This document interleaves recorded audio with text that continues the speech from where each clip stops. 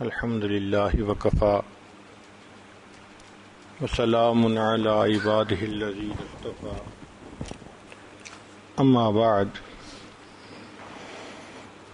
اعوذ باللہ من الشیطان الرجیم بسم اللہ الرحمن الرحیم ومن اصدق من اللہ قیلا وقال اللہ تعالی فی مقام آخر الا ان وعد اللہ حق سبحان ربک رب العزت عما یصفون وسلام علی المرسلین والحمد للہ رب العالمین اللہم صلی علی سیدنا محمد وعلی آل سیدنا محمد وبارک وسلم۔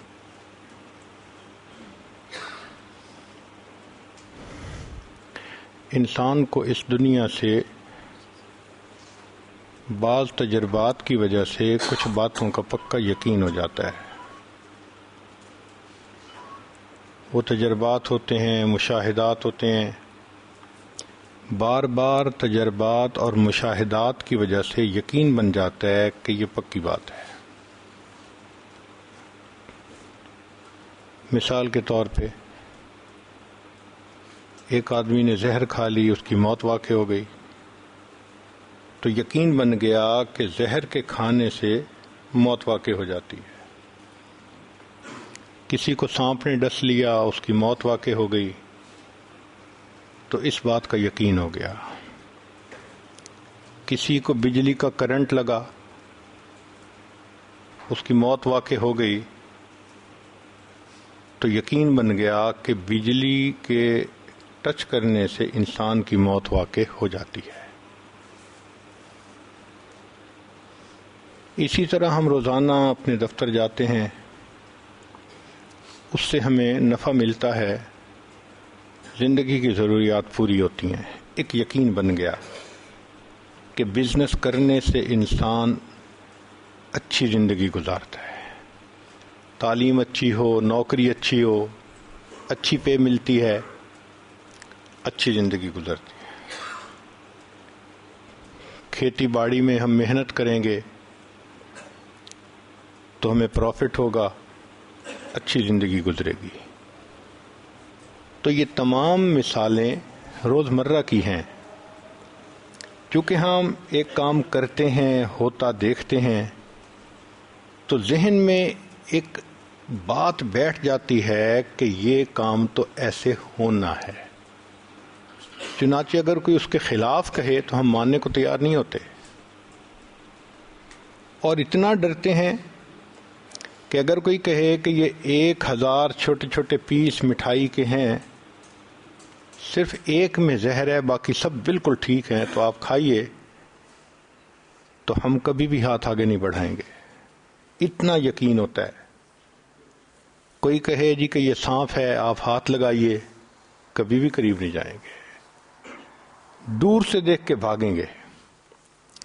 تو جب انسان کو تجربات اور مشاہدات کی وجہ سے یقین ہوتا ہے تو اس کے مطابق انسان اپنا کام کرتا ہے۔ اس کو کہتے ہیں نظر کا راستہ، کہ دیکھ کر پھر بات کو ماننا۔ ایک ہے خبر کا راستہ، کہ کسی کی بات کا یقین کر کے بات کو مان لینا۔ مثال کے طور پہ ہم سب یہ مانتے ہیں کہ یہ ہمارے والد ہیں۔ کس نے کہا؟ والدہ نے کہا۔ تو والدہ کے کہنے پر ہم نے تسلیم کر لیا کہ جی یہ ہمارے والد ہیں۔ کبھی کسی نے گواہ مانگے؟ کبھی کسی نے پوچھا کہ کوئی عینی شاہد؟ ضرورت ہی نہیں، جب والدہ نے کہہ دیا۔ اب ہماری والدہ سچ بھی بولتی ہے، مصلحت کے تحت جھوٹ بھی بول سکتی ہے، بندہ بشر ہے نا۔ لیکن نبی علیہ الصلوۃ والسلام جو کچھ اللہ رب العزت کی طرف سے لے کر آئے، ان پر اعتماد کرتے ہوئے اس شریعت کو مان لینا، اس کو ایمان کہتے ہیں۔ وہ تو صادق الامین تھے۔ تو ایک ہے نظر کا راستہ، ایک ہے خبر کا راستہ، کہ نبی علیہ السلام نے فرما دیا ہم مانتے ہیں جنت ہے جہنم ہے، ہم مانتے ہیں کہ خدا موجود ہے، اس نے اتنی کتابوں کو اتارا، انبیاء کو بھیجا، ہم ہر چیز کو مانتے ہیں۔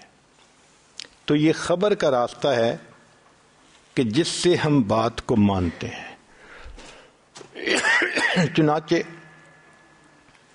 جو بندہ شریعت کو تسلیم کرتا ہے، نبی علیہ السلام کی بات کی سچائی اس کے دل میں اتر گئی ہے، اس کو بھی اسی طرح پکا یقین ہوتا ہے کہ حدیث پاک میں یہ آ گیا، اب ایسا ہو کے رہنا ہے۔ مثال کے طور پر جو شخص اپنے مال کی زکوٰۃ ادا کرتا ہے اس کا مال اللہ کی حفاظت میں آ جاتا ہے۔ اب یقین ہونا، دارالعلوم دیوبند کے ایک خازن تھے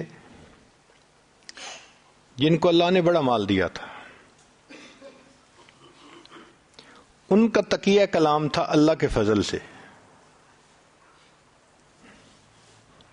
ایک رات کو جب وہ تہجد میں اٹھے تو کیا دیکھتے ہیں کہ جس کمرے میں انہوں نے اپنا مال پیسہ رکھا ہوا تھا اس کے تالے کو جو چھوٹا سا لگا ہوا تھا ایک چور توڑنے کی کوشش کر رہا ہے۔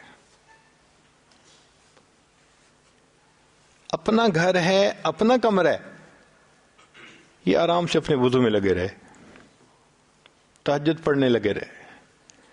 جب فجر کا وقت ہوا تو مسجد جانا تھا تو اس وقت چور کے پاس گئے، فرمایا بھائی ابھی تک آپ سے یہ تالا نہیں ٹوٹا تو اب کیا ٹوٹے گا؟ تو وہ چور بھاگ گیا کہ مالک جاگ گئے۔ انہوں نے آ کے مسجد کے اندر نماز پڑھی تو محتمم صاحب جو اس وقت تھے انہوں نے نماز پڑھائی تو یہ خزانچی صاحب ٹریئر جو تھے دارالعلوم کے وہ آئے اور کہنے لگے حضرت آج تو اللہ کے فضل سے اللہ کا غضب ہو گیا۔ انہوں نے کہا آپ کیا کہہ رہے ہیں؟ اللہ کے فضل سے اللہ کا غضب ہو گیا۔ اب وہ کہنا چاہتے تھے اللہ کا غضب ہو گیا مگر تقیہ کلام کی وجہ سے کہہ رہے تھے اللہ کے فضل سے اللہ کا غضب ہو گیا۔ پھر جب پورا واقعہ سنا تو انہوں نے کہا کہ بھئی جب اٹھ گئے تھے تو شروع سے ہی آپ نے چور کو کیوں نہ بھگا دیا؟ وہ کہنے لگے مولانا آپ سے میں نے سنا تھا جو پوری زکوٰۃ دیتا ہے اس کا مال اللہ کی حفاظت میں ہوتا ہے۔ میں چونکہ زکوٰۃ ادا کرتا ہوں مجھے یقین تھا کہ کوئی میرے مال کو چوری نہیں کر سکتا۔ تو حدیث مبارکہ کے اوپر اتنا یقین ہونا کہ یہ 100% پکی بات ہے۔ چنانچہ حدیث پاک سے ثابت ہوتا ہے کہ جو انسان حرام مال کماتا ہے اس کے نتیجے میں اللہ تعالیٰ اس کی اولاد کو نافرمان بنا دیتے ہیں۔ ہم آنکھوں کے سامنے مثالیں دیکھ سکتے ہیں، کتنے لوگ حرام کماتے ہیں اور ان کی اولادیں ان کے سامنے نافرمانی کرتی ہیں، پھر کہتے ہیں جی پتہ نہیں بچے افلاطون بن گئے ہیں، ہماری تو سنتا نہیں مانتا نہیں۔ بھئی تم اللہ کی نہیں سنتے اور مانتے، اولاد تمہاری کیسے سنے اور مانے گی؟ تو یقین ہو جانا۔ چنانچہ حدیث پاک سے ثابت ہوتا ہے کہ جو آدمی سود استعمال کرتا ہے اس کا مال برباد ہو جاتا ہے۔ ہم نے اس زندگی میں اپنی آنکھوں سے 20 بندوں کو بینکرپٹ ہوتے دیکھا۔ سود کا کام شروع کیا، کاروبار ہی ڈوب گیا۔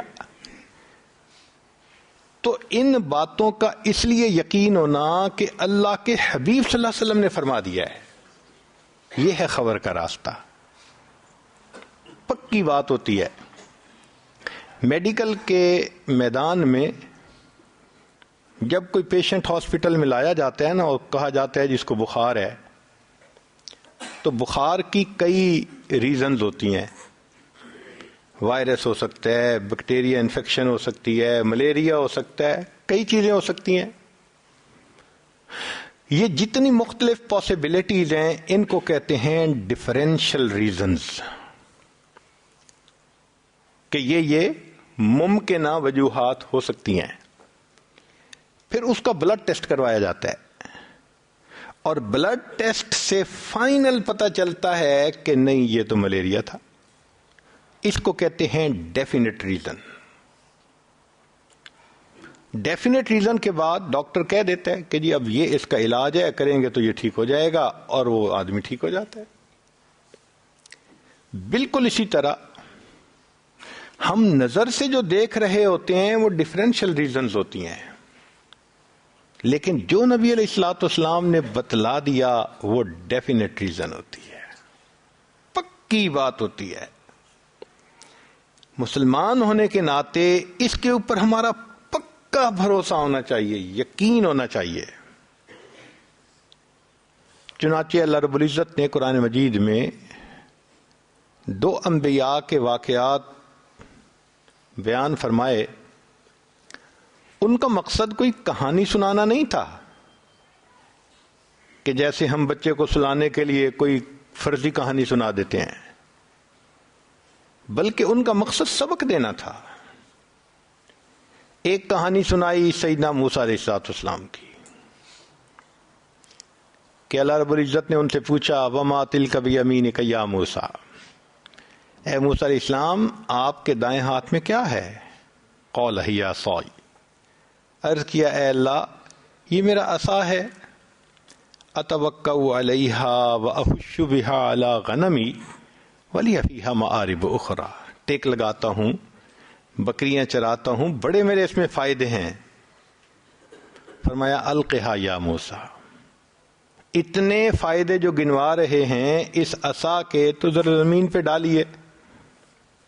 جب زمین پہ ڈالا فإذا ہی حیۃ تسعی, دوڑنے والا پائتھن اژدہا بن گیا. جب اژدہا کو دیکھا تو موسیٰ علیہ السلام گھبرائے. فأوجس فی نفسہ خیفۃ موسیٰ, موسیٰ علیہ السلام نے اپنے دل میں ایک خوف فیل کیا اس کا. قلنا, فرمایا ہم نے کہا خذھا ولا تخف, اس کو پکڑ لیجئے ڈریے نہیں. سنعیدھا سیرتھا الاولی, ہم اسے دوبارہ پہلے والی سیرت اچھی عطا کر دیں گے. چنانچہ موسیٰ علیہ السلام نے پکڑا, وہ عصا بن گیا. اب یہ صرف کوئی انوکھا کام دکھانا مقصد نہیں تھا, بلکہ سبق دینا یہ مقصد تھا کہ اے میرے پیارے نبی علیہ السلام, جس کو آپ نفع کی چیز سمجھتے ہیں ہمارے حکم سے زمین پر ڈالتے ہیں وہ نقصان دینے والی چیز بن جاتی ہے, اور جس کو آپ نقصان دینے والی چیز سمجھ کے دوڑنا چاہ رہے ہیں ہمارے حکم سے اس کو ہاتھ لگاتے ہیں وہ پھر نفع والی چیز.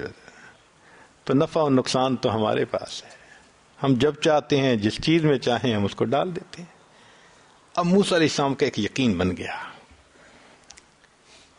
جب یقین بنا تو نتیجہ کیا ہوا کہ اللہ رب العزت نے پھر اس کا پریکٹیکل بھی کروایا کہ اب ایک سبق سکھایا ہے تو ذرا بتائیے آپ نے کتنا سیکھا. چنانچہ 3 مواقع ایسے آئے کہ موسیٰ علیہ السلام نے ثابت کر دیا کہ میرے رب نے جو مجھے سبق سکھایا تھا میں نے اس کو 100% پکا یاد کیا ہوا ہے. پہلا موقع, فرعون نے فیصلہ کیا کہ یہ جو 2 آدمی ہیں نا جو کہتے ہیں کہ ہم انبیاء ہیں, یہ تو جادوگر ہیں, یہ ہم سے تخت و تاج لینا چاہتے ہیں, تو کیوں نہ ہم بھی جادوگروں کو بلائیں اور ان کے ساتھ مقابلہ کروائیں. چنانچہ جادوگروں کو بلا لیا گیا. جب جادوگروں نے رسیاں پھینکیں, یخیل الیہ من سحرہم انہا تسعی, تو ایسے لگتا تھا کہ وہ رسیاں سانپ بن گئی ہیں. اب ایسی صورتحال میں اگر عقل سے کوئی پوچھے کیا کرنا چاہیے, عقل کہے گی تم اکیلے ہو, سانپوں میں گھرے ہوئے ہو, تمہارے پاس صرف عصا ہے, ڈنڈا ہے, اس کو مضبوطی سے پکڑنا, جو سانپ تمہارے پاس آئے اس کو ڈنڈے سے سر کچل دینا. تمہارے بچنے کا ایک ہی طریقہ ہے. لیکن موسیٰ علیہ السلام کو حکم کیا ہو رہا ہے؟ اللہ فرما رہے ہیں اے میرے پیارے موسیٰ علیہ السلام اس عصا کو زمین پر ڈال دیجئے. عقل چیختی ہے، چلاتی ہے، شور مچاتی ہے کہ امید کی آخری کرن بھی ختم ہو جائے گی. لیکن موسیٰ علیہ السلام نے وہ نہیں کیا جو نظر دیکھ رہی تھی، وہ کیا جو حکم تھا. چونکہ سبق پڑھ چکے تھے، جیسے ہی نیچے ڈالا اللہ نے اس کو اژدہا بنا دیا اور اس نے ان تمام سانپوں کو کھا لیا. اللہ نے موسیٰ علیہ السلام کو کامیاب فرما دیا. دوسری مثال، سیدنا موسیٰ علیہ السلام اپنی قوم کو لے کر دریائے نیل کے کنارے پہنچے اور چاہتے ہیں کہ دریائے نیل کو عبور کر لیں، کراس کریں. اتنے میں پیچھے فرعون بھی اپنے لاؤ لشکر کو لے کے آ گیا. اب آگے پانی کا دریا، پیچھے انسانوں کا دریا، اور موسیٰ علیہ السلام اور ان کے ساتھی سینڈوچ بنے ہوئے ہیں. قال اصحاب موسیٰ انا لمدرکون، کہا موسیٰ علیہ السلام کے صحابہ نے کہ اب تو دھر لیے گئے، اب نہیں بچ پاتے.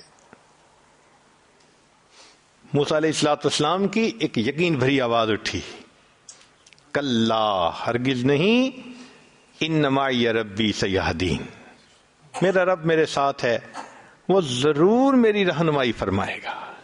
یقین بنا ہوا تھا نا. اب ایسی صورتحال میں عقل سے پوچھیں کیا کرنا چاہیے. عقل مشورہ دے گی کہ فرعون آ رہا ہے لشکر کے ساتھ، تمہارے پاس صرف ایک عصا ہے، ڈنڈا ہے، مقابلے کے لیے تیار ہو جاؤ، خوب ڈٹ کے مقابلہ کرو. شکست و فتح نصیبوں سے ہے ولے اے میر، مقابلہ تو دل ناتواں نے خوب کیا. لیکن جب موسیٰ علیہ السلام اللہ کی طرف متوجہ ہوتے ہیں، رب کریم کی طرف سے حکم آتا ہے ان اضرب بعصاک البحر، پانی پہ عصا ماریے. عقل چیختی ہے، چلاتی ہے، کہتی ہے کہ پانی پہ عصا مارنے سے کیا بنے گا، مارنا ہے تھوڑا ویٹ کرو، جب فرعون پہنچ جائے تو اس کے سر پہ دے مارنا. مگر حضرت موسیٰ علیہ السلام نے وہ کیا جو انہوں نے اوپر سے پیغام پایا.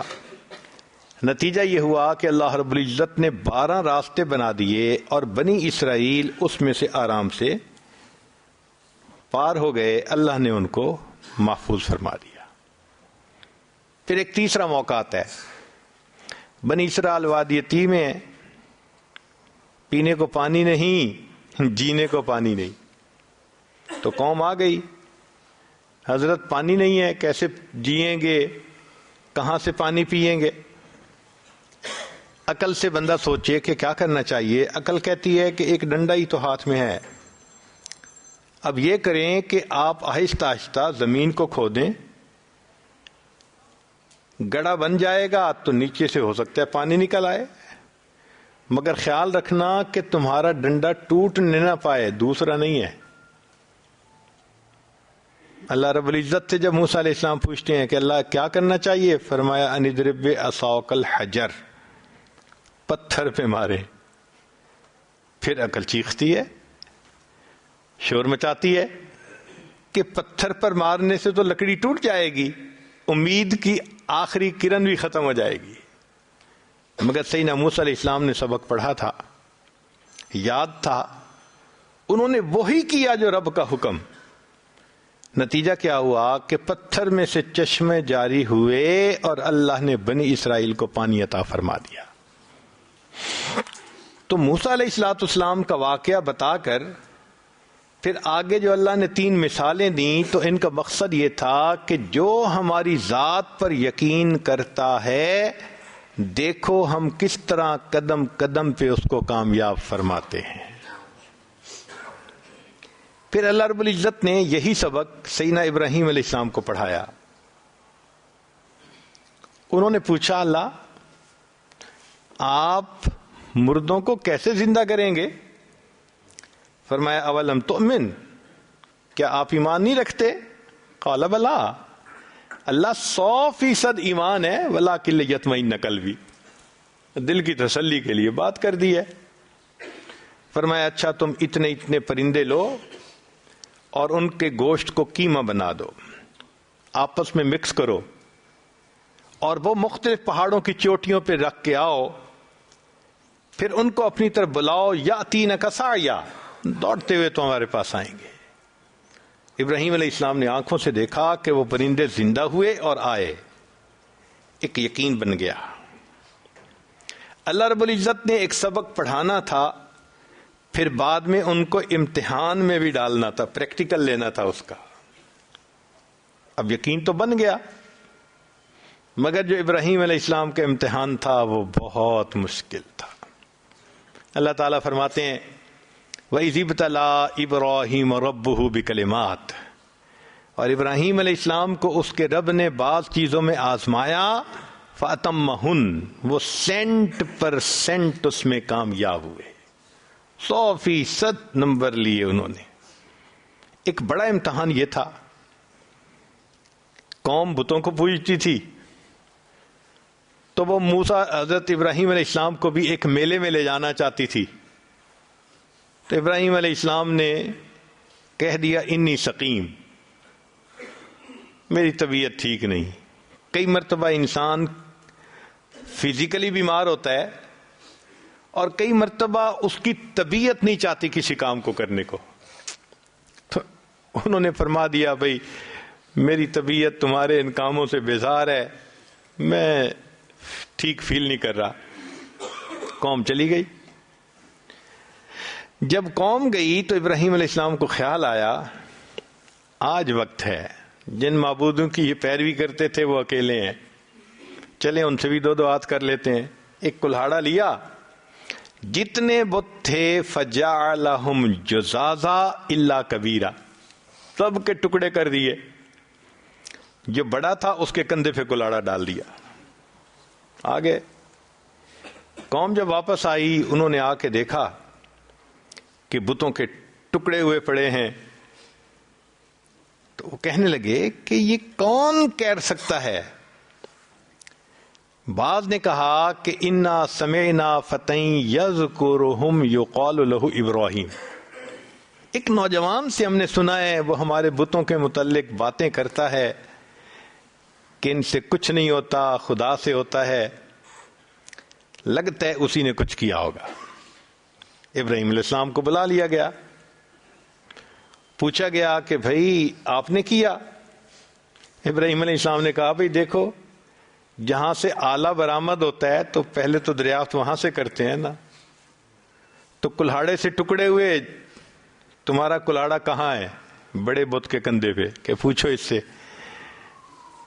وہ کہنے لگے بت تو نہیں بتا سکتا۔ ان کا پھر خدا کس لیے مانتے ہو؟ جو اپنے آپ کو نہیں بچا سکتا، کیا گزری جو یہ نہیں تمہیں بتا سکتا، تم اس کو خدا مانتے ہو۔ اب قوم لاجواب ہو گئی۔ ایک اصول یاد رکھیں کہ جب کوئی بندہ لاجواب ہو جاتا ہے نا، وہ پھر بجنگا مت، لڑنے پہ تیار ہو جاتا ہے، کیونکہ اس کے پاس دلیل تو ہے نہیں کہ وہ زبان سے بات کرے۔ چنانچہ قوم کو بھی آگے سے جواب تو ملا کوئی نہ، کہنے لگے حرقوہ، اس کو آگ میں جلاؤ، وانصروا آلہتکم، اپنے معبودوں کی مدد کرو۔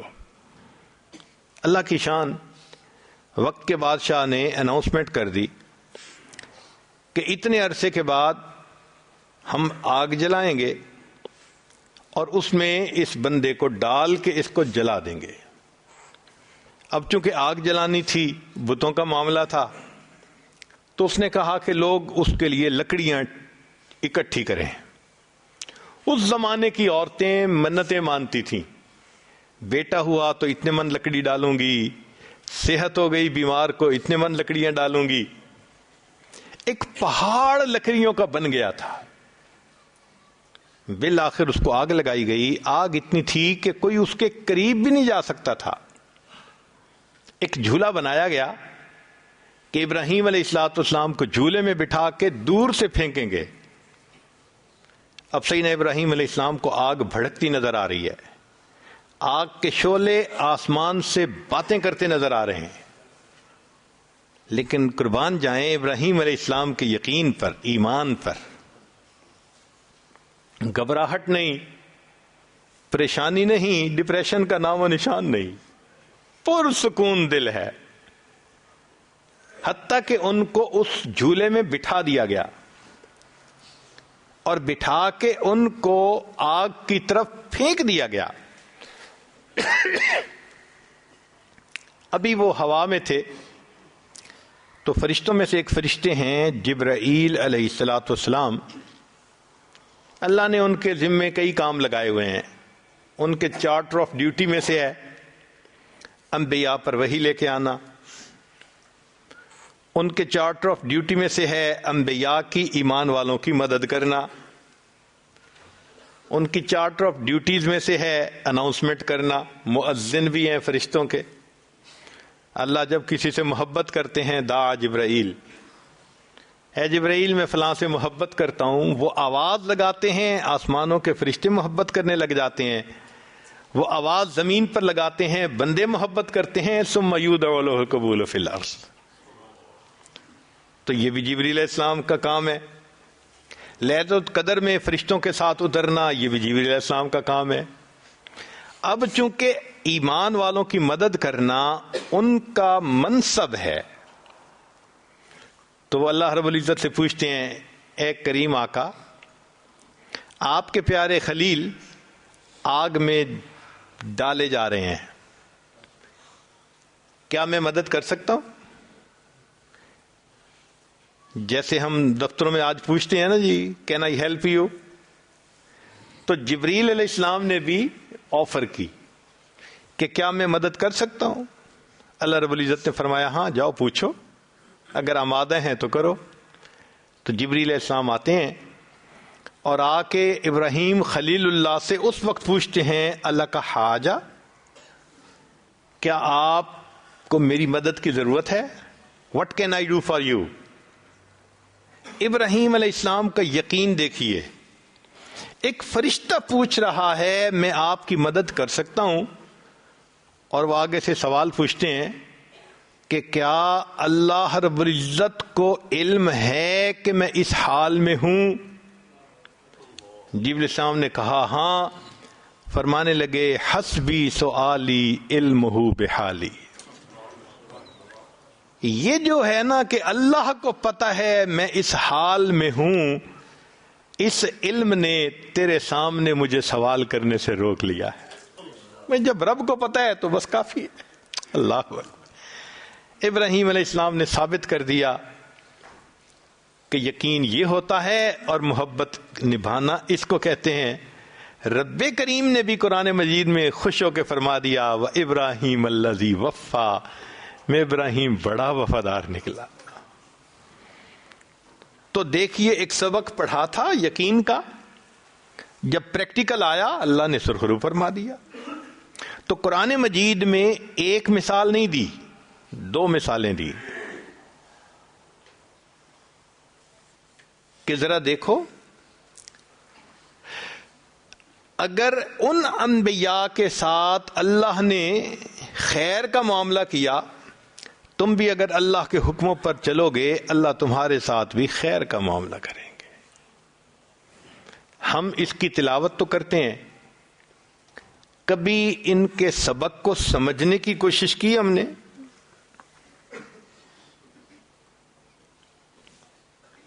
چنانچہ قرآن مجید میں اللہ رب العزت نے عجیب،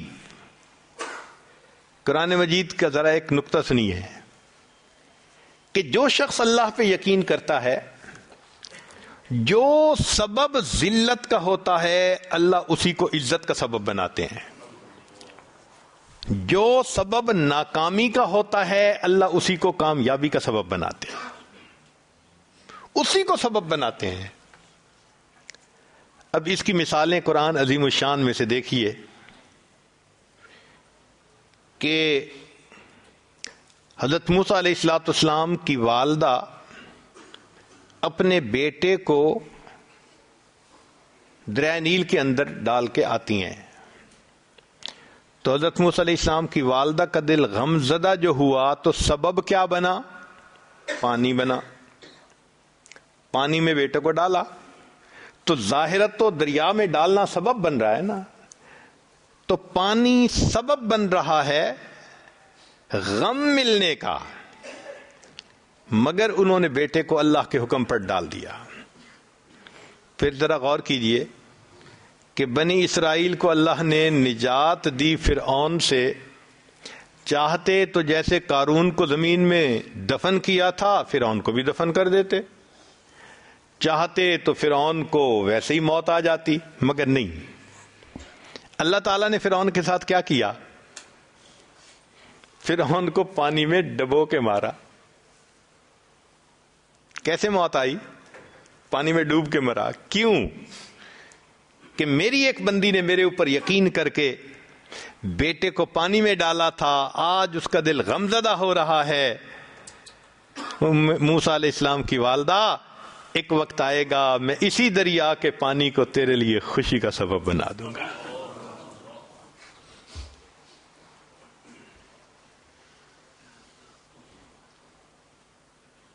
اور دیکھیے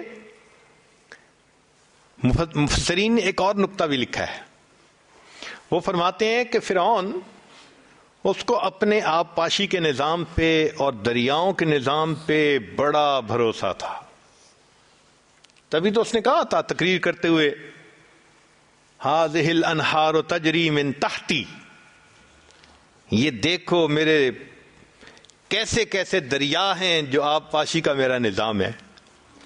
تو اس کے دل میں یہ یقین تھا کہ ان آب پاشی کے نظام سے جو آمدنی ہوتی ہے، عزت ملتی ہے، اللہ نے اس کو ذلت دی تو سبب کیا بنایا؟ اسی دریا کو بنایا جس کے بارے میں وہ کہتا تھا کہ یہ میرے تحت چلتی ہیں، وہ تحت چلنے والے دریا میں ہی اس کو ڈبو کے دکھا دیا۔ ایک اور مثال قرآن مجید میں سے،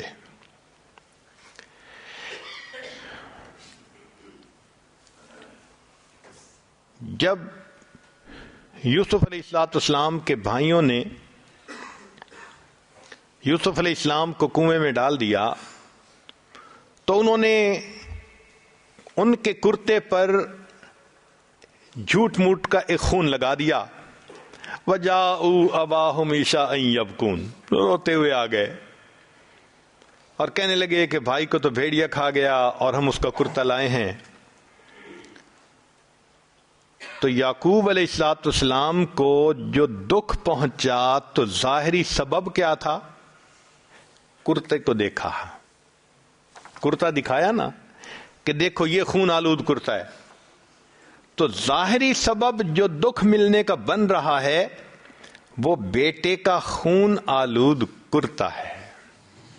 خیر، پھر اللہ نے یوسف علیہ السلام کو بادشاہت عطا فرمائی۔ پھر ایک وقت آیا کہ بھائیوں نے معافی مانگی، یوسف علیہ السلام نے معاف کر دیا، تو بھائیوں نے بتایا کہ آپ کے والد صاحب ابیضت عیناہ من الحزن، ان کی تو آنکھیں سفید ہو گئی، بینائی چلی گئی۔ اب یوسف علیہ السلام یہ بھی کہہ سکتے تھے کہ اچھا میں اللہ سے دعا کرتا ہوں اللہ میرے والد صاحب کی بینائی کو ٹھیک کر دے، یہ ممکن تھا نا، مگر یوسف علیہ السلام نے یہ نہیں کہا۔ یہ سننے کے بعد یوسف علیہ السلام نے کیا کہا؟ اذهبوا بقمیصی، میری قمیص کو لے کے جاؤ اور والد صاحب کی آنکھوں سے لگاؤ، فرتد بصیرا، ان کی بینائی لوٹ آئے گی۔ اللہ، آپ ویسے ہی آنکھوں کو ٹھیک فرما دیتے، مگر اللہ نے سبق دینا تھا۔ اے میرے یعقوب علیہ السلام، آپ کو غم ملا تھا بیٹے کے خون آلود کرتے کو دیکھ کر، اب انہی کا کرتا آ رہا ہے، آنکھوں سے لگائیں گے، بینائی لوٹے گی، پھر بیٹا دوبارہ مل جائے گا۔ تو جو ذلت کا سبب ہوتا ہے اللہ اس کو عزت کا سبب بنا کے دکھا دیتے ہیں۔ اصول فطرت ہے کہ ہر ایکشن کا ایک ریئیکشن ہوتا ہے۔ To every action there is always equal and opposite reaction. اس کو ہم مانتے ہیں، سائنس اس کے اوپر کام کرتی ہے۔ قرآن مجید میں بھی یہی اصول فطرت ہے کہ جیسی کرنی ویسی بھرنی، جیسی کرنی ویسی. اس کو کہتے ہیں شریعت کی نظر میں جزا من جنس العمل. جیسا عمل کریں گے اللہ ویسا ہی اس کو بدلہ دیں گے. چنانچہ قرآن مجید سے اس کی چند مثالیں ایک طالب علم ہونے کے ناطے.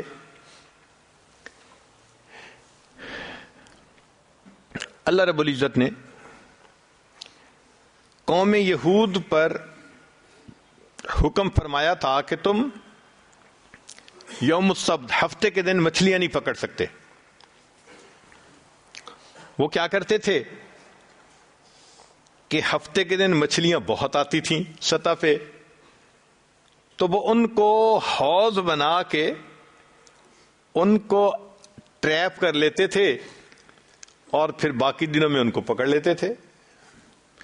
ظاہرہ وہ کہتے تھے جی کہ ہم ہفتے کے دن مچھلیاں نہیں پکڑ رہے، مگر منشا خداوندی پوری نہیں کر رہے تھے، اپنی منشا پوری کر رہے تھے. ان کو الگ تو کر لیتے تھے نا. تو انہوں نے اللہ رب العزت کے حکم کو مسخ کیا کہ یوں ہی کہیں کہ ہم تو نہیں پکڑتے اور پکڑ بھی رہے ہیں.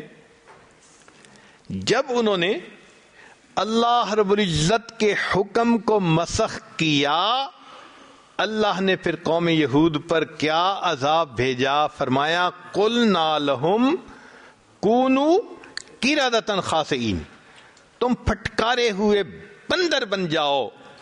انہوں نے اللہ کے حکم کو مسخ کیا، اللہ نے جواب میں ان کے چہروں کو مسخ فرما دیا.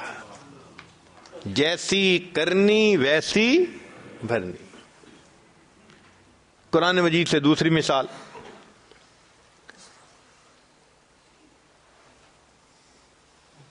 ایمان والے جب جائیں گے تو اللہ نے ان کے لیے جنت میں بہت لذت کی چیزیں بنائی ہوں گی،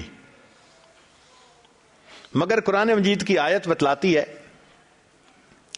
فَلَا تَعْلَمُ نَفْسٌ مَّا أُخْفِيَ لَهُم مِّن قُرَّةِ أَعْيُنٍ. کوئی جی نہیں جانتا کہ ان لوگوں کی آنکھوں کی ٹھنڈک کے لیے اللہ نے کیا تیار کر رکھا ہے. ایک طالب علم سوچتا ہے کہ اللہ جنت میں جب آپ نے اتنی چیزیں بنائیں تو آپ کہتے ان کے دل کے سکون کے لیے کیا بنایا، ان کے مزے کے لیے ہم نے کیا بنایا، مگر رب کریم کا فرمان کیا ہے، ان کی آنکھوں کی ٹھنڈک کے لیے کیا بنایا. تو مفسرین نے نقطہ لکھا کہ اس کلام کو فرمانے کا مقصد یہ تھا کہ یہ تہجد گزار لوگ تھے جن کے بارے میں کہا گیا کہ تتجافی جنوبہم عن المضاجع یدعون ربہم خوفا وطمعا ومما رزقناہم ینفقون. اب یہ جو تہجد میں روز اٹھتے ہیں نا، تو فجر کے وقت ان کی آنکھیں نیند سے بوجھل ہوتی ہیں، آنکھیں نیند کو ترس رہی ہوتی ہیں، کیونکہ ان تہجد گزاروں کی تہجد پڑھنے سے آنکھیں بوجھل ہوتی تھیں، آنکھیں نیند کو ترستی تھیں.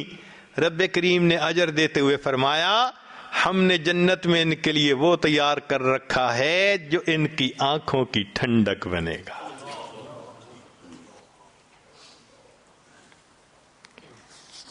قرآن مجید سے تیسری مثال، قیامت کے دن جب مجرم لوگ اللہ کے سامنے کھڑے ہوں گے تو اللہ رب العزت فرماتے ہیں وَلَوْ تَرَىٰ إِذِ الْمُجْرِمُونَ نَاكِسُو رُءُوسِهِمْ عِنْدَ رَبِّهِمْ. اگر تم دیکھو اس وقت ان مجرموں کو سر جھکے ہوں گے اللہ کے سامنے، سر جھکا کے کھڑے ہوں گے. تو طالب علم کے ذہن میں سوال پیدا ہوتا ہے کہ یہ کیوں کہا کہ سر جھکا کے کھڑے ہوں گے؟ یوں بھی کہہ سکتے تھے کہ اللہ کے سامنے کھڑے ہوں گے. مفسرین نے نقطہ لکھا، ان کا دیکھو یہ نافرمان لوگ تھے، ان کے سامنے اللہ کا حکم پیش کیا جاتا تھا، یہ کہتے تھے ہم نہیں مانتے، ہم اس حکم کے آگے نہیں جھکتے. چونکہ اللہ کے حکم کے آگے نہ جھکنے کی بات کرتے تھے، جب اللہ نے قیامت کے دن کو کھڑا کیا فرمایا ذرا دیکھو اب ان کا حال، ناکسوا رؤوسہم عند رب، اب جھکے کھڑے ہیں اپنے رب کے سامنے، اپنے قصوروں کا اعتراف کر رہے ہیں. قرآن مجید میں سے ایک چوتھی مثال، اللہ رب العزت نے بنی اسرائیل کے لیے ایک قانون بنا دیا تھا کہ اگر تم توبہ کرنا چاہتے ہو فَاقْتُلُوا أَنفُسَكُمْ، اپنے آپ کو مارو. چنانچہ سورہ بقرہ میں ہے کہ بنی اسرائیل والوں کی توبہ ایسی تھی کہ آسمان پہ بادل آ گیا تھا، اندھیرا ہو گیا تھا، اور انہوں نے چھریوں سے اپنے آپ کو مارا تھا. پھر اللہ نے ان کی توبہ کو قبول فرما لیا تھا. امت مسلمہ کے لیے تو ایسا نہیں ہے. امت مسلمہ کے لیے تو رب کریم کا اتنا قانون ہے الندم توبۃ، کہ دل میں بھی اگر کوئی بندہ گناہ پہ نادم ہو جائے گا تو یہ اس کی توبہ کہلائے گی. تو فرق کیا ہے؟ سبحان اللہ. مفسرین نے عجیب نکتہ لکھا. مفسرین نے لکھا کہ بنی اسرائیل کا معاملہ اور تھا. جب سیدنا موسیٰ علیہ السلام نے ان کے سامنے اللہ کی بات رکھی تھی تو بنی اسرائیل کا کہنا تھا اے موسیٰ علیہ السلام لن نؤمن لک حتی نری اللہ جہرۃ، ہم نہیں آپ پر ایمان لائیں گے جب تک اللہ کو ہم واضح طور پر نہیں دیکھیں گے. انہوں نے ایمان لانے کے لیے اللہ کو واضح دیکھنے کی شرط لگائی تھی. اللہ نے ان کی توبہ قبول کرنے کے لیے بھی واضح شرط لگا دی، تمہاری بات پہ نہیں ہم تسلیم کریں گے، اپنے بدن کو کاٹ کے خون نکال کے دکھاؤ گے تب تمہاری توبہ کو قبول کیا جائے گا. صحابہ کرام کا معاملہ اور تھا. نبی علیہ السلام تشریف لائے، اللہ کے محبوب صلی اللہ علیہ وسلم نے صحابہ کو دین کی طرف دعوت دی، کوئی کویسچن نہیں پوچھا، بات کو تسلیم کر لیا. کیونکہ اعتماد کر کے بات کو تسلیم کر لیا، اللہ نے فرمایا یہ امت میرے محبوب کی بات کو اعتماد کر کے تسلیم کر چکی، جب اس کی توبہ کا وقت آئے گا مجھے کسی پروف کی ضرورت نہیں، یہ فقط دل میں نادم ہو جائیں گے، میں ان کی توبہ کو قبول کر لوں گا.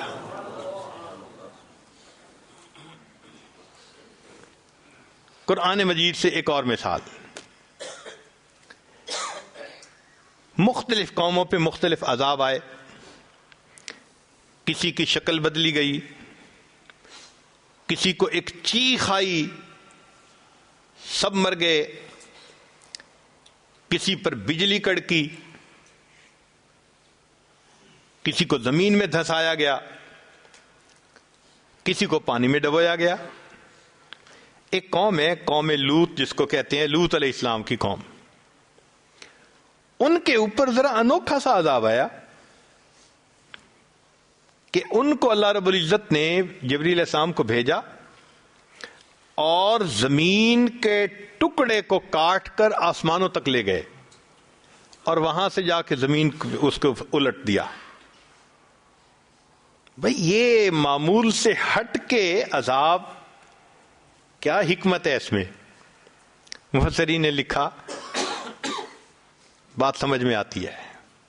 اس قوم کے اندر بیماری کیا تھی کہ یہ لواطت کے مرتکب ہوتے تھے.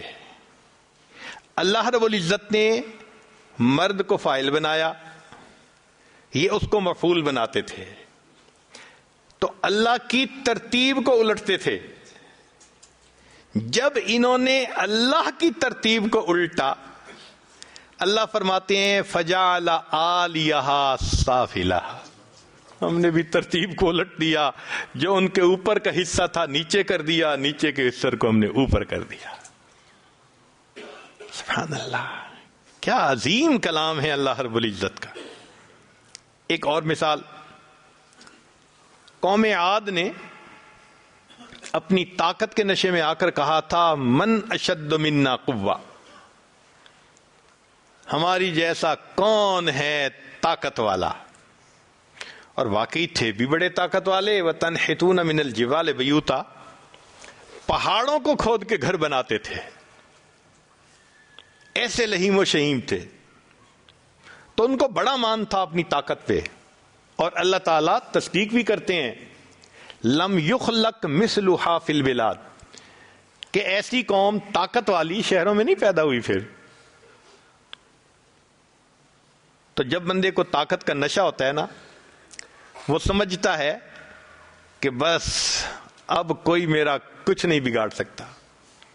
خیر اللہ نے ان کے اوپر ہوا بھیجی، فارسلنا علیہم ریحا صرصرا، اور وہ ہوا ایسی تھی کہ مومن کو تو محسوس ہوتا تھا بڑی مزے کی ہوا ہے، ذرا گریبان بھی کھول دو کہ اچھی ہوا لگے، اور کافر کے لیے وہ اتنی تیز تھی کہ پٹخ پٹخ کے زمین پہ ان کو مارتی تھی، حتیٰ کہ ان کی لاشیں زمین پر ایسے بکھری پڑے تھی کہ انہم اعجاز نخل خاویہ، جیسے کھجوروں کے تنے زمین پہ پڑے ہوتے ہیں. اب ان کو اس طرح کا عذاب دیا ہوا کا. مفسرین نے لکھا جی ان کو طاقت پہ ناز تھا، یہ سمجھتے تھے ہمارے قدم بہت جمے ہوئے ہیں. اللہ نے فرمایا اچھا میں تمہیں دکھاتا ہوں تمہارے قدم کتنے جمے، ہوا کو بھیجوں گا، قدم اکھڑیں گے، پٹک کے زمین پہ مارے گی اور تمہاری موت واقع ہو جائے گی. جیسا ان کا عمل ویسے ان کو جزا. قرآن مجید سے ایک اور مثال، زلیخا نے بند کمروں میں یوسف علیہ السلام پہ الزام لگایا، چنانچہ اللہ رب العزت نے یوسف علیہ السلام کی براءت بار بار دلوائی. کمرے بند تھے نا، ایک کمرہ اس سے نکلے، پھر دوسرا کمرہ اس سے نکلے، پھر تیسرا کمرہ، تو باہر آ گئے. تو اللہ رب العزت نے بھی ویسا ہی معاملہ کیا کہ یوسف علیہ السلام کی جو براءت تھی، جو صداقت تھی، اس کی بھی ایک نہیں گواہی دلوائی، کئی گواہیاں دلوائیں. سب سے پہلے گواہی تو بچے نے دی کہ بھئی قمیص کو دیکھو، پیچھے سے پھٹی ہے تو عورت کا قصور، آگے سے پھٹی ہے تو مرد کا قصور. قمیص کو دیکھا تو پیچھے سے پھٹی تھی، چنانچہ بچے کی گواہی سے پتہ چل گیا کہ عورت کا قصور تھا، یوسف علیہ السلام سچے تھے، سچائی واضح ہو گئی. مگر رب کریم نے صرف یہیں تک نہیں، پھر دوبارہ اس کے خاوند سے گواہی دلوائی، اور خاوند نے اپنی بیوی کو کہا کہ انک کنت من الخاطئین، کہ میں جو یہ سارا معاملہ دیکھ رہا ہوں نا، تو میری فائنڈنگ یہ ہے کہ قصور تیرا ہی ہے. بری ہونے کی دوسری گواہی، اور پھر اسی صورت میں بری ہونے کی تیسری گواہی اللہ نے خود زلیخا کی زبان سے دلوائی.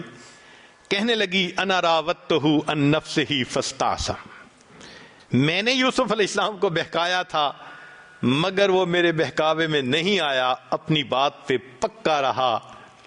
تو اللہ رب العزت نے دیکھیں بند کمروں میں الزام تھا، جیسے ایک ایک کرتے پردہ کھولتے ہیں نا، تو 3 گواہیاں دلوا کر بات کو پکا کر دیا.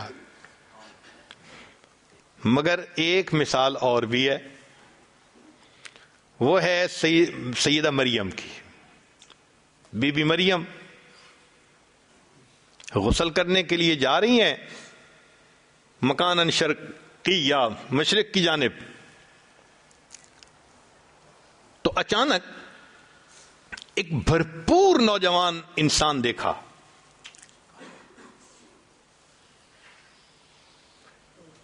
اللہ تعالیٰ فرماتے ہیں کہ ہم نے ان کو بھیجا بشرن سویہ، بھرپور مرد کی شکل میں. اب بی بی مریم کوئی آج کے دور کی بگڑی ہوئی بیگم تو تھی نہیں کہ خلوت میں کسی مرد کو دیکھ کے مسکراہٹ دے. جب بی بی مریم نے دیکھا تو وہ گھبرا گئی، کہنے لگی کہ میں اللہ کی پناہ مانگتی ہوں، انی اعوذ بالرحمن منک ان کنت تقیہ، میں رحمان کی پناہ مانگتی ہوں۔ اب جب جبریل علیہ السلام نے دیکھا کہ یہ تو گھبرا گئی، تو جبریل علیہ السلام نے تسلی دی کہ انما انا رسول ربک، میں رب کا بھیجا ہوا نمائندہ ہوں، لِأَهَبَ لَكِ غُلَامًا زَكِيًّا، کہ آپ کو ایک نیک بیٹا ملے۔ بی بی مریم پہلے سے زیادہ گھبرا گئی۔ پہلے تو مرد کو دیکھا تھا نا، اور اب تو وہ مرد کہہ رہا ہے کہ تمہارا بیٹا ہوگا۔ کنواری لڑکی کو کوئی کہہ دے تو اس کے لیے تو یہ بڑا صدمہ۔ تو بی بی مریم کہنے لگی انا یکون لی غلام، کیسے میرا غلام بیٹا ہو سکتا ہے؟ ولم یمسسنی بشر، نہ مجھے کسی بشر نے چھوا، ولم اکو بغیہ، نہ میں ہوں بدکار۔ تو مفسرین نے لکھا کہ یہ دو باتیں کیوں کہیں؟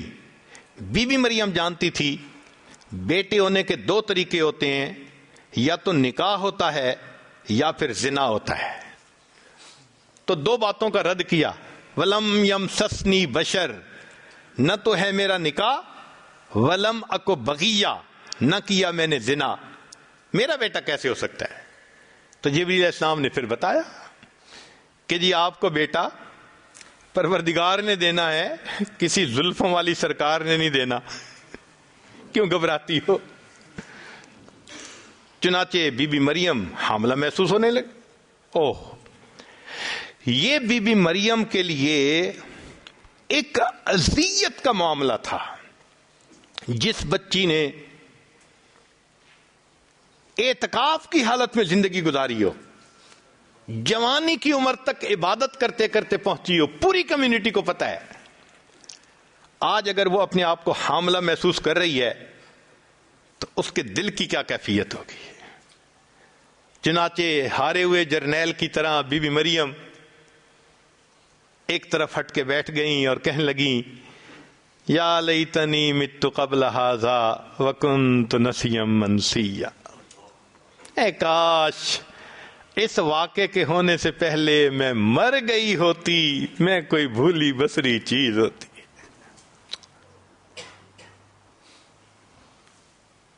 پھر کیا ہوا کہ درد شروع ہو گئی۔ اب اللہ رب العزت نے ان کو ایک کھجور کے درخت کے نیچے پہنچا دیا۔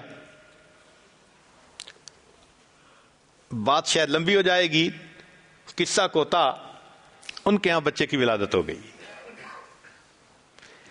جب بچے کی ولادت ہوئی تو بی بی مریم فاتت بہ قومہا تحملو، بچے کو اٹھا کے لے آئی اپنے گھر، اپنے قوم کے لوگوں کے پاس۔ قالو، کہنے لگے یا مریم لقد جئت شیئا فریا، یہ کیا طوفان چیز اٹھا کے لے آئی؟ وہ تو توقع نہیں نہ کرتے تھے، یہ کیا چیز اٹھا کے لے آئی؟ اب بی بی مریم پہلے سے غمزدہ تھی، اوپر سے لوگوں کے بہتان نے اور پریشان کر دیا۔ فاشارت الیہ، انہوں نے بچے کی طرف اشارہ کر دیا کہ اسی سے پوچھو کہ یہ کدھر سے آیا، تم میرا سر مت کھاؤ۔ اب جب بچے سے انہوں نے اشارہ کیا تو کیا ہوا؟ بچے نے بولنا شروع کر دیا، انی عبد اللہ آتانی الکتاب وجعلنی نبیا وجعلنی مبارکا اینما کنت واوصانی بالصلاۃ والزکاۃ ما دمت حیا وبرا بوالدتی ولم یجعلنی جبارا شقیا ذلک عیسی ابن مریم۔ اب یہاں ایک طالب علم کے ذہن میں سوال پیدا ہوتا ہے، یا اللہ، یوسف علیہ السلام پر بہتان لگا تھا، ایک بچے کی گواہی سے مسئلہ حل ہو گیا تھا، ایک فکرہ بنتا ہے، قمیص ادھر سے پھٹی تو اس کا قصور، ادھر سے پھٹی تو اس کا قصور۔ اور یہاں عیسیٰ علیہ السلام نے کیا گواہی دی؟ ایک لمبی بات شروع کر دی۔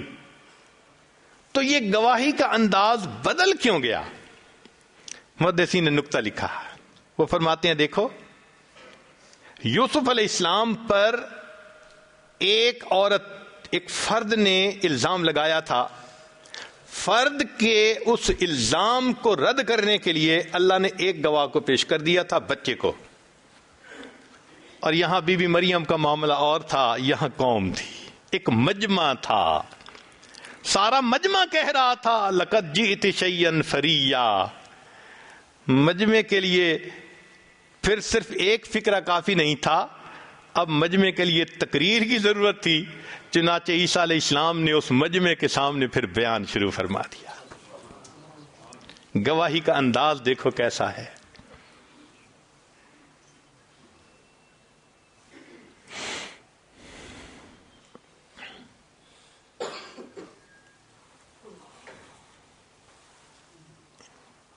ایک اور مثال قرآن مجید میں اللہ رب العزت نے جہاں زناکار کا تذکرہ کیا وہاں فرمایا کہ وَيَخْلُدْ فِيهِ مُحَانًا، ہمیشہ ہمیشہ کا عذاب.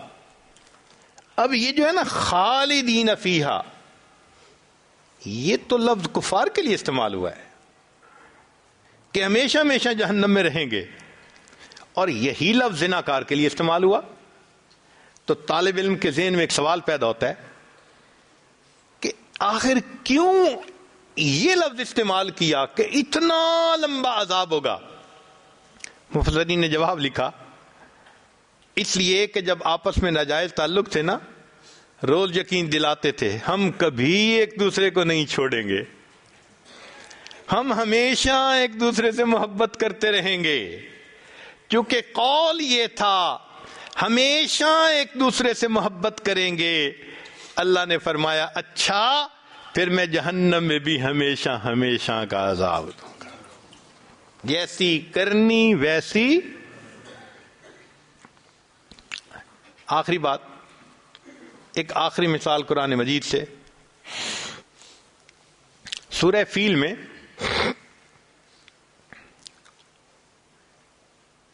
تفصیل ہے کہ جب ابرہا اپنے ہاتھیوں کے لشکر کو لے کر آیا بیت اللہ شریف کو گرانے کے لیے، اس کی چاہت یہ تھی کہ یہ بیت اللہ مرکز بن رہا ہے، اس کو میں مٹا دوں اور اس کی بجائے یمن سائڈ پر جہاں سے وہ آیا تھا وہاں ایک الگ مرکز بناؤں. تو وہ بیت اللہ کو گرانے کے لیے ہاتھیوں کا لشکر لے کے آیا. اللہ رب العزت نے چھوٹے چھوٹے پرندوں کو بھیجا جن کو ابابیل کہتے ہیں، اور ان کے ذریعے سے ان کو کھائے ہوئے بھوسے کی طرح بنا دیا. یہ واقعہ سورہ فیل کے اندر ہم پڑھتے ہیں. یہاں طالب علم کے ذہن میں ایک سوال پیدا ہوتا ہے کہ ادھر ہاتھیوں کا لشکر اور ادھر پرندے چھوٹے چھوٹے، معاملہ کیا؟ مفسرین نے اس کا عمومی جواب بھی دیا، تحقیقی جواب بھی دیا. عمومی جواب تو یہ دیا کہ جانوروں میں سے عام طور پر ہاتھی سب سے زیادہ مضبوط جانور سمجھا جاتا ہے. یعنی کئی مرتبہ جنگل میں 2-3 شیر مل کر حملہ کرتے ہیں تو ہاتھی کو نیچے زمین پہ نہیں گرا پاتے، کئی گھنٹوں کی کوشش کے باوجود. یہ اتنا سٹیبل جانور ہوتا ہے. تو ہاتھیوں میں سے، تو جانوروں میں سے یہ سب سے بھاری بھرکم مضبوط جانور تھا جو ابرہا لے کے آیا تھا بیت اللہ کو گرانے کے لیے. اللہ نے فرمایا اچھا پھر جانداروں میں یہ جو پرندہ ہوتا ہے نا، یہ نازک سی جان ہوتی ہے، تم سب سے قوی کو لے کے آئے ہو، میں تمہارے مقابلے میں سب سے کمزور ننھی سی جان چڑیا کو بھیجتا ہوں، اور دیکھو تمہارے ہاتھیوں کی کیا گت بناتا ہوں. سمجھ میں آتا ہے؟ لیکن ایک تحقیقی جواب ہے، وہ اس سے بھی زیادہ اچھا. وہ تحقیقی جواب یہ تھا کہ مفسرین نے لکھا کہ اصل میں ابرہا چلا تھا اس چیز کو مٹانے کے لیے جس کو اللہ نے عزت دی، اور اس کو عزت دلانے کے لیے جس کی کوئی عزت اللہ کے ہاں نہیں تھی، تو وہ ترتیب خداوندی کو الٹنے چلا تھا۔ جس کی حیثیت نہیں اس کو معزز بنا دے، جو عزت والا ہے اس کو نیچے لے آئے۔ تو اللہ کی بنائی ہوئی ترتیب کو بدلنے چلا تھا۔ اللہ تعالیٰ چاہتے تو ہاتھیوں کو زمین میں دھسا دیتے، ہاتھیوں میں کوئی بیماری پیدا کر دیتے، کوئی بھی طریقہ اختیار کر سکتے تھے، مگر نہیں، شریعت کے اندر جزا من جنس العمل۔ اللہ رب العزت نے فرمایا اچھا تم میری بنائی ہوئی ترتیب کو الٹنے کے لیے چلے ہو، اب رہا، آج میں بھی اپنی ترتیب کو بدل دیتا ہوں۔ عام ترتیب یہ ہے، انسان صیاد ہوتا ہے، پرندے اس کا نشانہ ہوتے ہیں، صید ہوتے ہیں، لیکن آج میں ترتیب بدلوں گا، میرے پرندے صیاد ہوں گے، انسان تو ان کا شکار بنے گا۔ پرندوں نے کیسے ٹھیک ٹھیک نشانے لگائے، ترمیہم بحجارہ۔ تو سمجھ میں بات آتی ہے کہ جیسی کرنی ویسی بھرنی۔ تو بھئی شریعت میں جو احکام ہمیں بتائے گئے ان کے بارے میں ہمیں دل میں پکا یقین رکھ لینا چاہیے۔ چلیں احادیث مبارکہ سے بھی چند مثالیں۔ حدیث پاک میں ہے جس قوم میں زنا کی کثرت ہوگی اس میں بیماریوں کی کثرت۔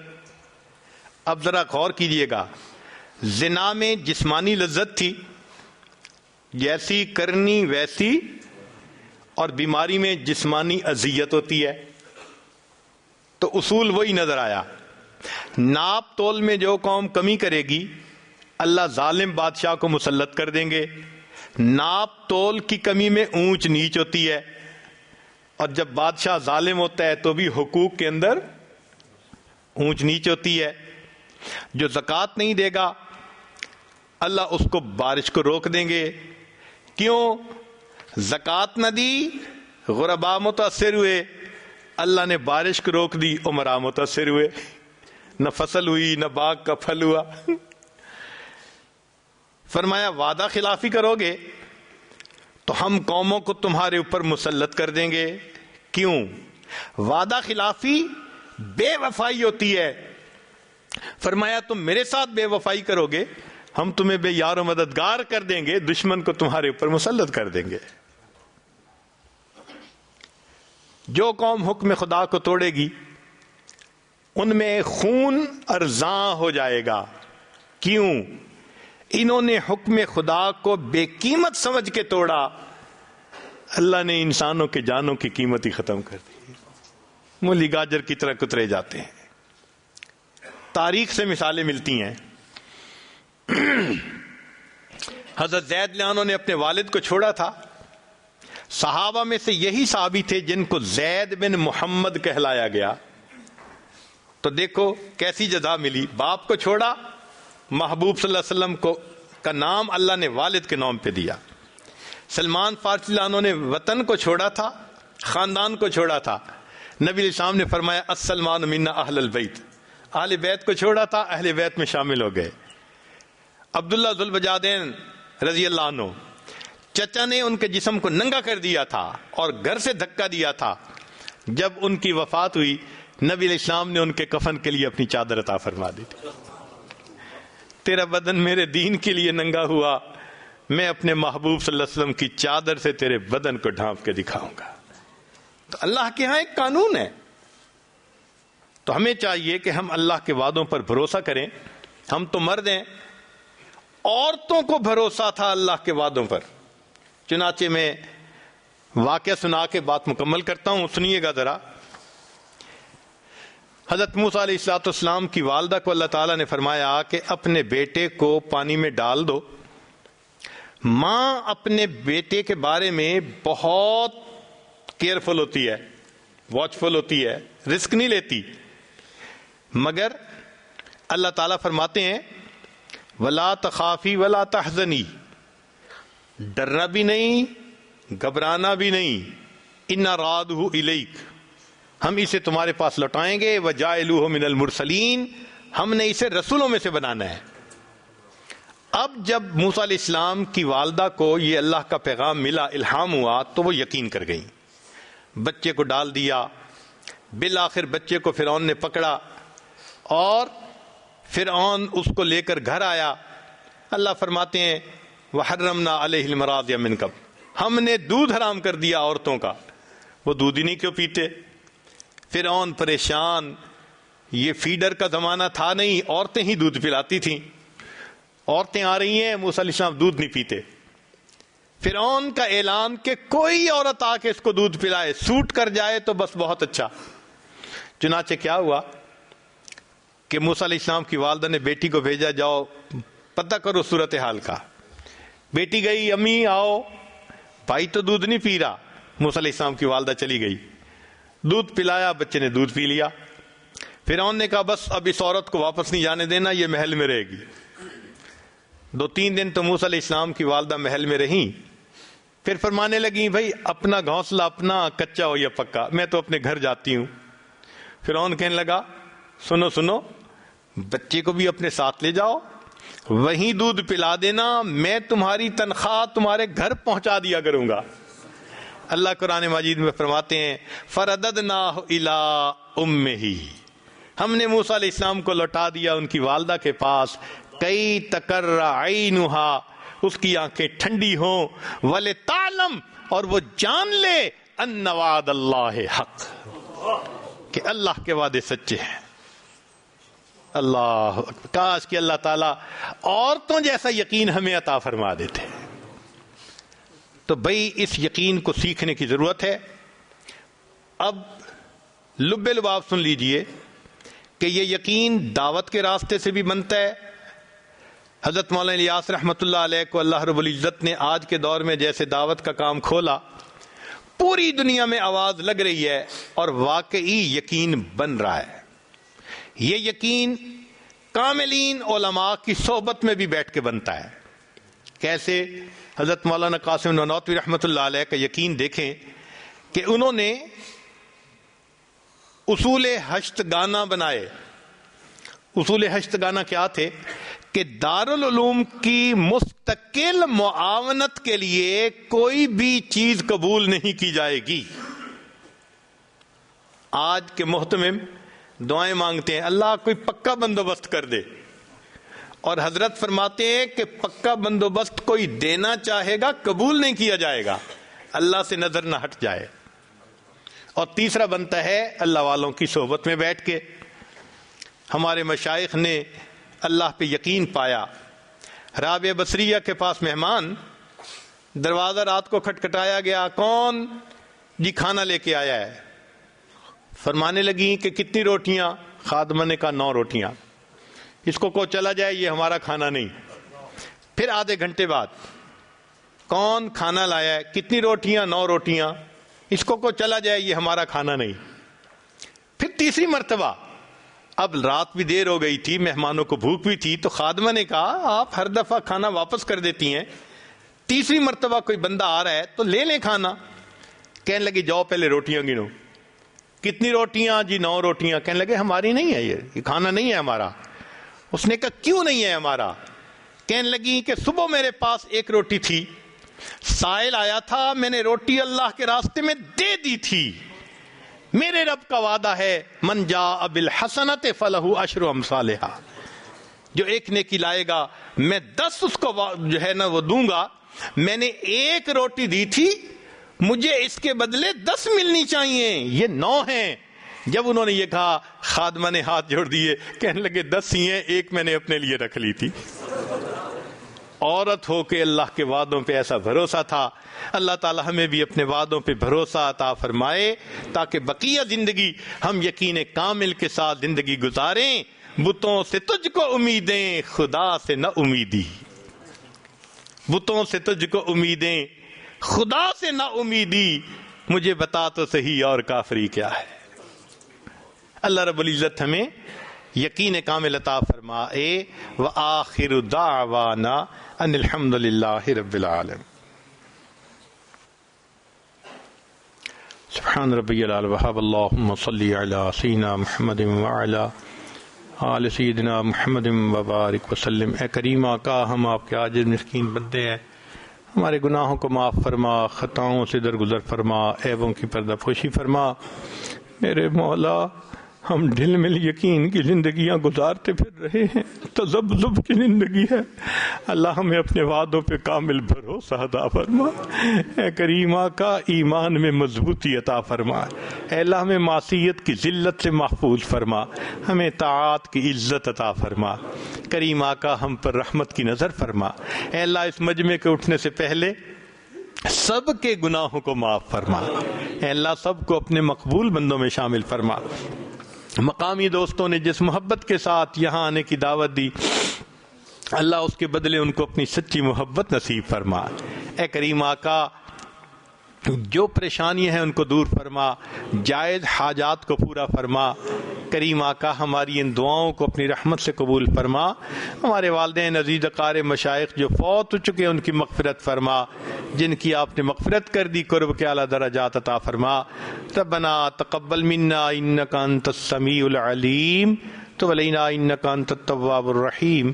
صلی اللہ تعالی علی حبیبہ سیدنا محمد وآلہ واصحابہ اجمعین برحمتک یا ارحم الراحمین۔